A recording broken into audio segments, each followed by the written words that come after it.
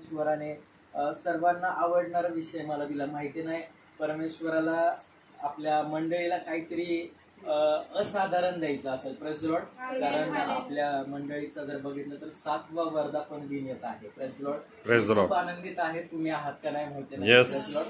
आपल्या मंडळीला प्रभूने 7 वर्ष अद्भुतरित्या सांभाळलेला आहे आणि 7 हा नंबर पवित्र शास्त्रामध्ये मी नेहमी सांगत असतो पूर्णतेचा नंबर आहे. Praise lord. प्रभूला या वर्षामध्ये आपल्याला काहीतरी आपल्या मंडळीला पूर्णतेकडे घेऊन जायचं असेल. आमेन. आणि आजचा जो आपला विषय असणार आहे तो असणार आहे चमत्कार. हालेलुया. सर्वांच्या आवडीचा विषय हा पण आहे. मला माहिती आहे सर्वजण खूप छान हसलात तुम्ही. या आपण आपल्या वचनाकडे बघूया. प्रेषितांच्या कृत्य याचा 5वा अध्याय आणि त्यामधील 17 ते 23 या वचनाकडे आपण आपलं लक्ष लावणार आहोत. प्रेषित 5:17 ते 23. तेव्हा मुख्य याजक व त्यांच्याबरोबर असलेले सर्व सदोपंथी याच्या मनात मत्सर भरून ते उठले आणि त्यांनी प्रेषितांवर हात टाकून त्यास तुरुंगात घातले. परंतु रात्री प्रभूच्या दूताने तुरुंगाचे दरवाजे उघडले व त्यास बाहेर आणून म्हटले, जा आणि मंदिरात उभे राहून या जीवनाची सर्व वचने लोकांना सांगा. हे ऐकून ते पहाटेच मंदिरामध्ये जाऊन शिक्षण देऊ लागले. इकडे मुख्य याजक व त्याचबरोबर जे होते त्यांनी येऊन धर्मसभा व इस्रायल लोकांचे वडील मंडळ ही एकत्र बोलावले आणि त्यास आणावयास तुरुंगाकडे पाठविले. शिपाई तुरुंगात गेले तो ते तेथे नाहीत असे पाहून त्यांनी परत येऊन सांगितले की तुरुंग चांगल्या व्यवस्थेने बंद केलेला आणि दरवाजात पहारेकरी उभे राहिलेले असे आम्ही पाहिले खरे, परंतु उघडल्यावर आम्हास आत कोणी सापडले नाही. हालेलुया. हालेलुया म्हणा. आत कोणी सापडले नाही. आत कोणी सापडले नाही. आत कोणी सापडले नाही. हा तो काळ आहे ज्यावेळेस प्रभू येशू ख्रिस्ताचं स्वर्गारोहण झालं होतं. आता प्रभू येशू ख्रिस्ताने त्याची जी मिनिस्ट्री होती, त्याची जी सेवा होती, ती परमेश्वराने ती जबाबदारी पार पाडली. त्याने त्या वधस्तंभावरती सर्व काही केलं. त्याचं रक्त त्याने त्या ठिकाणी दिलं. त्याच्या रक्तामधून आपल्याला तारण भेटलं. सर्व काही झालं. हालेलुया. सर्व काही झालं.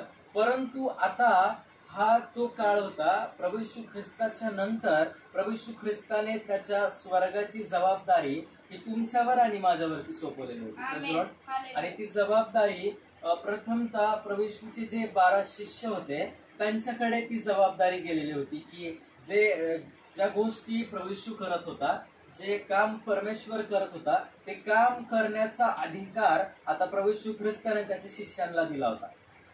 आणि त्या काळामध्ये त्याच्या शिष्यांना प्रेषित असं म्हटलं जायचं.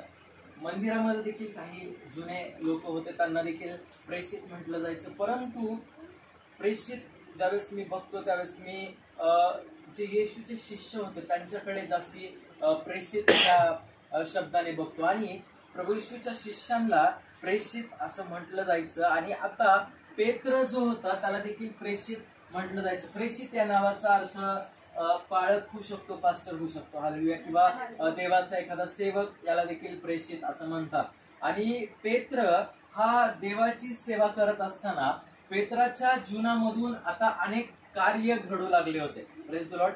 ज्यावेळेस प्रभू येशूचं स्वर्गारोहण झालं आणि देवाने सर्व जो अधिकार, जी सर्व क्षमता प्रभू येशू ख्रिस्तामध्ये होती पृथ्वीवरती करण्याची, मग ती रोग्यांना आरोग्य देण्याची असेल, भूत काढण्याची असेल, किंवा कोणाला तरी वाईट परिस्थितीमधून बाहेर काढण्याची असेल, किंवा इतरांना सुवार्ता सांगण्याची जी असेल, ही गोष्ट प्रभू येशू ख्रिस्ताने आता त्याच्या शिष्यांवरती ओतली होती. हालेलुया.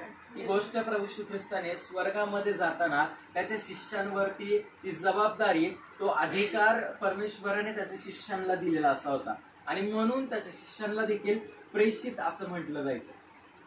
परंतु त्या काळामध्ये काही असे लोक होते की ज्यांना परुषी म्हटलं जायचं, सदुकी म्हटलं जायचं. आणि हे असे लोक होते ज्यांचा पवित्र शास्त्राचा खूप भयंकर प्रकारे अभ्यास होता. म्हणजे एक काना मात्रा देखील त्यांना माहिती नाही अशातला भाग नव्हता. त्यांनी पवित्र शास्त्रामधला काना मात्रा देखील ह्या लोकांना माहिती होता. आणि आता झालं हे होतं की पेत्र जो परमेश्वराचा येशूचा शिष्य होता, तो ज्यावेळेस लोकांना शिकवायचा त्यावेळेस लोक त्या शास्त्री पुरुषांकडे जास्ती जात नव्हते, तर पेत्राकडे यायचे. आणि म्हणून जे शास्त्री पुरुषी होते ते अतिशय या देवाच्या सेवकांवर चिडून असे होते, या देवाच्या सेवकांवर रागावून असे होते, आणि म्हणून त्यांनी एक डाव त्यांच्यावरती केला आणि त्यांना एका बंदीशाळेमध्ये बंद केलेला आपल्याला पाहायला भेटतं. वचन असं सांगतं की पेत्राला त्या बंदीशाळेमध्ये टाकलं. हालेलुया. सर्व काही झालं. पेत्राला किंवा त्याच्यासोबत अजून शिष्य असतील, या लोकांनी पेत्राला त्या बंदीशाळेमध्ये टाकलं. परंतु प्रभू येशू ख्रिस्ताचा दूत त्यांच्याकडे येतो आणि त्यांना त्या बंदीशाळेमधून बाहेर काढतो आणि म्हणतो की जा आणि मंदिरात परमेश्वराच्या नावाची घोषणा करा, परमेश्वराची सुवार्ता सांगा. हालेलुया. त्या ठिकाणी प्रभूचा दूत पेत्राकडे येतो, त्याला त्या अवस्थेमधून, त्या बंदीशाळेमधून, त्या एका कोठडीमधून बाहेर काढतो आणि म्हणतो की जा आणि घरी जावा, घरी जाऊन आराम करा, जेवण करा. हालेलुया. असंच म्हणतो का? काय सांगतो? वचन वाचा. जा आणि मंदिरात उभे राहून या जीवनाचा सर्व संदेश लोकांना सांगा. हालेलुया. देवाचा दूत पेत्राकडे येतोय आणि पेत्राला म्हणतोय की या जीवनाचा संदेश, म्हणजेच जो संदेश प्रभू येशू ख्रिस्ताने ठेवलेला होता, जो संदेश आहे की परमेश्वर फक्त एकटाच आपल्याला आपल्या जीवनामध्ये तारण देऊ शकतो, तो संदेश तुमच्याकडे मर्यादित ठेवू नका. हालेलुया. जावा आणि मंदिरामध्ये तो संदेश सांगा. हालेलुया. ज्यावेळेस आपली सुटका व्हायला लागते त्यावेळेस आपली वाटचाल ही मंदिराकडे असणं गरजेचं आहे. Praise the Lord. अनेकदा आपल्याला असं वाटतं की एखादं बंधन आपल्यावरती आहे, आपण त्या बंधनामधून निघत नाही, आपली सुटका त्या बंधनामधून होत नाही. परंतु तुम्ही जर लक्ष दिलं ना तर पेत्र आणि इतर शिष्य या बंदी शाळेमध्ये असताना देखील त्यांनी प्रभू येशूला दोष नाही लावला. हालेलुया. त्यांनी प्रभू येशूला दोष नाही लावला की या बंदी शाळेमध्ये तू आम्हाला घेऊन आला, आम्ही तर तुझ्या नावाची सुवार्ता करत होतो, आम्ही आमच्या मधून अनेक कार्य घडत होते, आम्ही रोग्यांना बरं करत होतो. तुम्हाला माहिती, पेत्र ज्या वेळेस, पेत्रामध्ये एवढं सामर्थ्य होतं, पेत्र ज्या वेळेस एखाद्या रस्त्यावरून जायचं ना त्यावेळेस लोक त्यांच्या घरामध्ये असणारे आजारी लोक त्या रस्त्याच्या कडेला आणून ठेवायचे. विचारा का? कारण ज्या वेळेस पेत्राची सावली त्या लोकांवरती पडायची, त्या सावलीमधून ते रोगी लोक बरे व्हायचे. बापरे. हालेलुया. हालेलुया. एखाद्या व्यक्तीच्या सावलीमधून रोगी लोक बरे होत आहेत. आताच्या काळामध्ये डॉक्टर फार त्रासून जातो तरी काही गोष्टी तो करू शकत नाही. हालेलुया. परंतु आपल्या ख्रिस्तामध्ये एवढं सामर्थ्य आहे की आपल्या सावलीमधून देखील इतर लोक बरे होऊ शकतात. आमेन. आमेन. आमेन. तुमच्या सावलीमधून कोणाला तरी आर्थिक आरोग्य मिळू शकतं. आमेन. तुमच्या सावलीमधून कोणाला तरी मानसिक आरोग्य मिळू शकतं. आमेन. परंतु पेत्राची वाटचाल कुठं होती माहितीये का? हे कार्य त्याच्या जीवनामधून व्हायचे. पेत्र कुठं असायचा? मंदिरात. हालेलुया. ज्यावेळेस आपण मंदिरामध्ये असतो त्यावेळेस कोणतंच बंधन आपल्यावरती श्रेष्ठ ठरू शकत नाही. ज्यावेळेस आपण आपलं लक्ष हे त्या कोणत्याही परिस्थितीमध्ये त्या प्रभू येशूकडे लावतो, त्या ख्रिस्ताकडे लावतो, त्यावेळेस बंधन आपल्याला जास्ती काळ त्याच्या सत्तेमध्ये ठेवू शकत. आमेन. यस. हालेलुया. परमेश्वराने ती त्या बंधनाची सत्ता, त्या सैतानाची सत्ता 2024 वर्षापूर्वी त्या वधस्तंभावरती परमेश्वराने त्याची सत्ता. यस. हालेलुया. आज तोच अधिकार प्रभूने तुम्हाला आणि मला दिलेला आहे. जो अधिकार प्रभूने प्रेषित पेत्राला दिला, जो अधिकार प्रभूने पौलाला दिला, तोच अधिकार आज प्रभूने मंडळी तुम्हाला आणि मला देखील दिलेला. हालेलुया. परंतु तो अधिकार काय आपण वापरतोय का? नाही. काय तो अधिकार आपण वापरतोय का? कधी आपला ख्रिस्ताच्या नावासाठी छळ झालाय का? हालेलुया. नाही. ख्रिस्ताच्या नावासाठी काय आपला कधी छळ झालाय? आपल्या गोष्टींसाठी आपला छळ झाला असेल, वैयक्तिक कारणांसाठी आपला छळ झाला असेल, परंतु पेत्राला यासाठी त्या बंदी शाळेमध्ये टाकलं होतं कारण पेत्राकडून भरपूर आत्म्यांचं तारण होत होतं. हालेलुया. यस. हालेलुया. काय कधी आपल्या जीवनामध्ये असा प्रसंग आलाय का की येशूच्या नावासाठी कोणीतरी आपला छळ करतंय? हालेलुया. हालेलुया. काय आपण कोणाला तरी सुवार्ता सांगायला गेलोय आणि त्या ठिकाणी कोणीतरी आपल्यावरती चालून आले किंवा आपल्याला कोणीतरी एखाद्या कोठडीमध्ये टाकलंय प्रभू येशूच्या नावासाठी नाही. पेत्र जरी त्याला त्या बंदीशाळेमध्ये टाकलं तरी तो प्रभू येशू सोबत एकनिष्ठ होता. हालेलुया. ज्या वेळेस आपण कोणत्याही परिस्थितीमध्ये ख्रिस्तासोबत एकनिष्ठ असतो, परमेश्वरासोबत येशू ख्रिस्तासोबत विश्वासू असतो, त्यावेळेस आपली देखील गणती ही प्रेषितांमध्ये केली जाते. आमेन. आम्हाला बायबल कॉलेजला आम्ही असताना आम्हाला प्रेषित 28 हा एक धडा होता. प्रेषितांच्या कृत्यामध्ये अध्याय किती आहेत बघा बरं. शेवटचा अध्याय काय?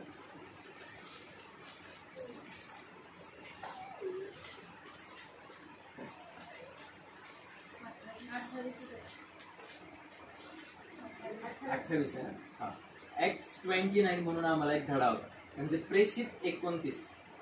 प्रेषित 29. आणि ज्यावेळेस आम्ही आमच्या सरांना विचारलं की सर प्रेषितांच्या कृत्यांमध्ये तर फक्त 28च अध्याय आहेत आणि हा 29वा अध्याय कसं काय आला, त्यावेळेस आमच्या सरांनी एक खूप सुंदर गोष्ट आम्हाला सांगितली. ते बोलले 29वा अध्याय तुमच्यामध्ये आहे. हालेलुया. ज्या वेळेस आपण ख्रिस्तासोबत पेत्रासारखं एकनिष्ठ राहायला शिकतो त्यावेळेस आपण प्रेषित याचा 29वा अध्याय असतो. Praise the Lord. आनंदित आहात तुम्ही सर्व? येस येस येस आनंदित आहात? येस. याचा अर्थ आपल्याला परमेश्वरासोबत नेहमी एकनिष्ठ राहायला शिकलं पाहिजे. त्याच वेळेस आपल्या जीवनामध्ये असे काहीतरी चमत्कारिकरित्या आपली सुटका घडणार आहे. हालेलुया. हे असाधारण होतं पेत्रासाठी किंवा इतर लोकांसाठी देखील की त्या बंदीशाळेमधून ते सर्व लॉक त्या ठिकाणी लावलेले असताना पेत्राला आणि त्याच्यासोबत असणाऱ्या शिष्यांना देवाच्या दूताने सुखरूपरित्या बाहेर काढलं. हे लोकांसाठी असाधारण होतं. ह्याचा अर्थ काय माहितीये का? हा चमत्कार होता त्यांच्यासाठी. आपल्या जीवनामध्ये चमत्कार त्याच वेळेस घडतो ज्या वेळेस आपण आपलं जीवन ख्रिस्तासाठी जगायला लागतो. ज्या वेळेस आपण आपलं जीवन प्रभू येशूसाठी जगायला लागतो त्यावेळेस चमत्कार आपल्यासाठी जगायला लागतात. येस. आमेन. आमेन. हालेलुया. त्यामुळं आपलं जीवन किंवा आपली वाटचाल ही त्या मंदिराकडे आहे, येशूकडे आहे का तिसरीकडे कुठं आहे हे आपल्याला लक्ष देणं गरजेचं आहे. तुम्हाला माहिती आहे हा तोच पेत्र होता जो ज्या पेत्राने प्रभू येशू ख्रिस्ताला 3दा नाकारलं. आणि आता या ठिकाणी उलट पाहायला भेटतंय. त्या पेत्राने प्रभू येशू ख्रिस्त पृथ्वीवरती असताना येशूला 3 वेळा नाकारलं, परंतु आता येशू त्याच्या सोबत नाहीये तरी देखील तो येशूला नाकारत नाहीये. हालेलुया. येशू त्याच्या सोबत नाहीये तरी देखील तो प्रभू येशू ख्रिस्ताला आता नाकारत नाहीये. ज्यावेळेस त्याला त्या सभास्थानामध्ये घेऊन जातात आणि त्याची इन्क्वायरी त्या ठिकाणी होते, त्याला प्रश्न उत्तर करतात की तू कोणत्या अधिकाराने येशूची सुवार्ता सांगतो, त्यावेळेस पेत्र अतिशय धाडसाने त्या लोकांसोबत बोलतो. हालेलुया. पेत्र खूप धाडसाने त्या लोकांसोबत बोलतो. तो त्या ठिकाणी घाबरत नाही. परंतु जर तुम्ही काही दिवसांपूर्वी बघितलं तर पेत्र चाललेला असताना काही लोक पेत्राकडे येतात आणि म्हणतात तू देखील प्रभू येशू सोबत होता. त्यास पेत्र म्हणतो मी नव्हतो बाबा, मला नाही माहिती तू कोण आहे. का? आता पेत्राच्या जीवनामध्ये एक धाडस आलं कारण पवित्र आत्म्याचा चमत्कार त्याच्या जीवनामध्ये झाला. जर आपण वाचूया वचन. मला असं वाटतं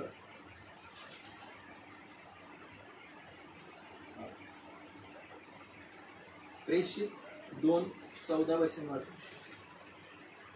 तेव्हा पेत्र 11 शिष्यासुद्धा उभा राहून त्यास मोठ्याने म्हणाला, ओ यहुदी लोकांनो व यरूशलेमेतील सर्व राहणाऱ्यांनो, हे लक्षात आणा व माझे बोलणे ऐकून घ्या. तुम्हास वाटते तसे हे मस्त झाले नाही, कारण हा दिवसाचा पहिला प्रहर आहे. प्रेषित 2 त्याची वरची हेडिंग वाचा. प्रेषित 2. पवित्र आत्म्याचे दान. हालेलुया. हालेलुया. पवित्र आत्म्याचे दान. Praise the Lord. कधी पेत्र एवढ्या धाडसाने इतरांना बोलू लागला माहितीये का? ज्यावेळेस पवित्र आत्म्याचं सामर्थ्य पेत्रामध्ये आलं, ज्यावेळेस त्यांनी पवित्र आत्म्याला ग्रहण केलं, त्यावेळेस आता पेत्राच्या जीवनामध्ये कोणत्या प्रकारची भीती राहिली नाही. पेत्राच्या जीवनामध्ये कोणत्या जगिक व्यक्तींची भीती राहिली नाही. त्याच्या जीवनामध्ये आता फक्त एकच भय आहे आणि ते म्हणजे सर्वसमर्थ जो तुमचा आणि माझा पिता प्रभू येशू ख्रिस्त त्याचा. आमेन. हालेलुया. ज्यावेळेस आपण पवित्र आत्म्याला आपल्या जीवनामध्ये आमंत्रित करतो त्यावेळेस आपल्या जीवनामध्ये जगिक भय राहत नाही. आमेन. हालेलुया. हालेलुया. त्यावेळेस आपल्या जीवनामध्ये काळजी राहत नाही पुढे जाऊन काय होईल, उद्या काय होईल. Praise the Lord. Praise the Lord. मी ही परीक्षा दिली आहे परंतु काय होईल. कधी आपल्याला धाडस येणार आहे ज्यावेळेस पवित्र आत्म्याचं सामर्थ्य आपण आपल्या जीवनामध्ये घेणार आहोत त्यावेळेस आपल्या जीवनामध्ये देखील पेत्रासारखं ते धाडस आपल्या जीवनामध्ये आल्याशिवाय राहणार नाही. चर्च अजून आपण वचन वाचूया, पुढे जाऊया आपण.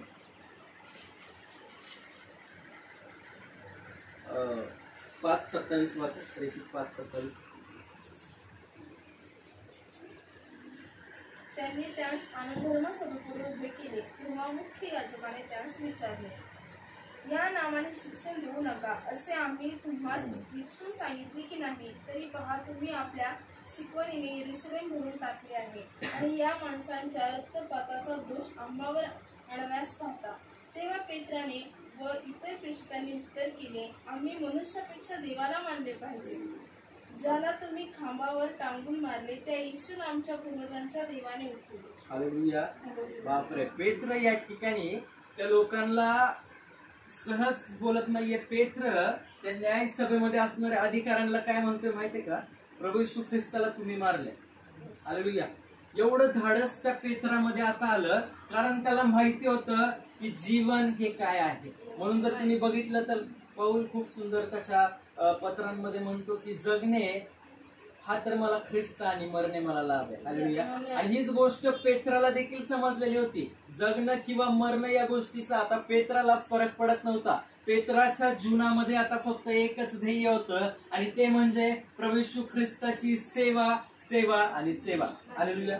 ज्या वेळेस आपण ख्रिस्तासोबत एकनिष्ठ राहायला शिकतो, ज्या वेळेस आपण या पेत्रासारखं आपलं जीवन जगायला शिकतो त्यावेळेस आपल्या जीवनामध्ये देखील काहीतरी ध्येय यायला सुरुवात होते. हालेलुया. कधी कधी आपल्या जीवनामध्ये ध्येयच नसतं, फक्त जगायचे म्हणून आपण जगत असतो. परंतु ख्रिस्ती विश्वासणाऱ्यांच्या जीवनामध्ये नेहमी काहीतरी ध्येय असलं पाहिजे. कारण देवाचं वचन आपल्याला सांगतं की जसा तुमचा पिता होता तसं तुम्ही देखील असा. तुम्हाला काय वाटतं, प्रभू येशू ख्रिस्त उगाच या पृथ्वीवरती आलता? हालेलुया. येशू ख्रिस्त आला, फिरला, इस्रायल फिरला, त्याने एक टूर केली, बरं वाटलं त्याला आणि परत तो गेला, असं होतं का? हालेलुया. नाही. परमेश्वराच्या प्रभू येशू ख्रिस्ताच्या जीवनामध्ये एक प्रकारचं ध्येय होतं. त्याला त्याच्या स्वर्गीय पिताने एक जबाबदारी सोपवलेली होती आणि ती जबाबदारी त्याला पार करायची होती, ती जबाबदारी त्याला पूर्ण करायची होती आणि ती जबाबदारी त्या प्रभू येशू ख्रिस्ताने उत्तमरित्या पूर्ण केली. हालेलुया. आणि आता ती जबाबदारी, ते काम पुढे घेऊन जाण्याचं काम आता प्रभू येशू ख्रिस्ताने पेत्राला दिलेलं होतं. मी असं म्हणेल पूर्ण शिष्यांना दिलेलं होतं. त्याही पुढे जाऊन सांगू का तुम्हाला, ते काम प्रभू येशू ख्रिस्ताने आता मंडळीला दिलं. आमेन. Praise the Lord. येस. ख्रिस्ताचं राज्य पुढे घेऊन जाण्याचं काम प्रभू येशू ख्रिस्ताने आता मंडळीला दिलंय आणि देवाची इच्छा ही आहे ज्या वेळेस ख्रिस्ताच्या नावासाठी मंडळीचा छळ होईल, मंडळीमध्ये असणाऱ्या लोकांचा छळ होईल, त्यावेळेस पेत्रासारखं निर्भीडपणे आपल्याला बोलता येणं गरजेचं आहे. परंतु हे त्यावेळेस होणार आहे ज्या वेळेस पवित्र आत्मा आपल्यामध्ये असणार. आणि पवित्र आत्मा आपल्याला त्याच वेळेस भेटणार आहे ज्यावेळेस आपण प्रभू येशू सोबत आपला वेळ घालवत असतो. ज्या वेळेस आपण वेळोवेळी आपण आपला वेळ त्या येशू ख्रिस्ताला देत असू, आपली वाटचाल ही त्या पेत्राप्रमाणे मंदिरामध्ये ज्यावेळेस असणार आहे त्यावेळेस नक्कीच पवित्र आत्म्याचं सामर्थ्य आपल्यावरती मंडळी येणार. आमेन. आमेन. हालेलुया. पवित्र आत्म्याचं सामर्थ्य आपल्यावरती येतं. पवित्र आत्म्याचं सामर्थ्य ज्यावेळेस कोणावर तरी येतं त्यावेळेस तो साधारण व्यक्ती राहत नाही तर तो असाधारण व्यक्ती. आमेन. हालेलुया. पेत्र आता साधारण व्यक्ती राहिला नव्हता. पेत्र साधारण होता कधी माहितीये, ज्यावेळेस त्याच्याकडे ते लोक आले आणि त्याला बोलले की तू पण येशू सोबत होता आणि पेत्र बोलला की मी नव्हतो. त्यावेळेस पेत्र एक साधारण येशूचा शिष्य होता. परंतु आता जो अधिकार प्रभू येशूने पेत्राला दिला त्या अधिकारानंतर तो पवित्र आत्मा ग्रहण केल्यानंतर पेत्र आता साधारण राहिलं नाही. हालेलुया. पेत्र आता साधारण राहिलं नाही. चमत्कार हे आपल्यासाठी त्याच वेळेस घडतात. मी वेळोवेळी तेच सांगतो, चमत्कार आपल्यासाठी त्याच वेळेस घडतात ज्या वेळेस आपण प्रभूसाठी जगायला लागतो. पेत्र आता स्वतःसाठी जगत नव्हता. पेत्र काही काळ स्वतःसाठी जगला, परंतु आता पेत्राच्या जीवनामध्ये अशी वेळ येऊन थांबली होती की त्या वेळेमध्ये पेत्र स्वतःसाठी जगत नव्हता. पेत्र त्याच्या बायकोसाठी जगत नव्हता. पेत्र त्याच्या लेकरांसाठी जगत नव्हता, तर तो जगत होता प्रभू येशूसाठी. हालेलुया. जगत होता येशूसाठी. आणि मी असं म्हणेल, पेत्र प्रभू येशूसाठी जगत होता म्हणून चमत्कार त्याच्यासाठी जगत होते. हालेलुया. पेत्राला ते साखळदंड पेत्राला अडवू नाही शकले. हालेलुया. ते साखळदंड पेत्राला नाही अडवू शकले. का? कारण पेत्र त्याच्या स्वर्गीय पित्यासोबत एकनिष्ठ होता. जर पेत्र त्या काळामध्ये त्या प्रेषितांसोबत जर मिळाला असता, जे शास्त्री परुषी होते त्यांच्यासोबत जर मिळून पेत्राने त्याची सेवा केली असती ना, तर पेत्राला भरपूर धनसंपत्ती भेटली असती. पेत्राला पाहिजे त्या गोष्टी त्या ठिकाणच्या भेटल्या असत्या. परंतु पेत्राला माहिती होतं की खरं धन काय आहे, खरी संपत्ती काय आहे, आता हे पेत्राला माहिती होतं. आणि म्हणून पेत्राच्या जीवनामध्ये तो वेळोवेळी चमत्कार बघत होता. जर आपल्याला आपल्या जीवनामध्ये चमत्कार बघायचे असतील तर आपल्याला देखील आपलं जीवन हे ख्रिस्तासाठी जगणं गरजेचं आहे. अनेकदा आपण आपल्यासाठी जगत असू पण हरकत नाही. आज देवाचं वचन आपल्याला हेच सांगत आहे की ख्रिस्तासाठी जगणं गरजेचं आहे. हालेलुया. ख्रिस्तासाठी जगणं गरजेचं आहे. ज्यावेळेस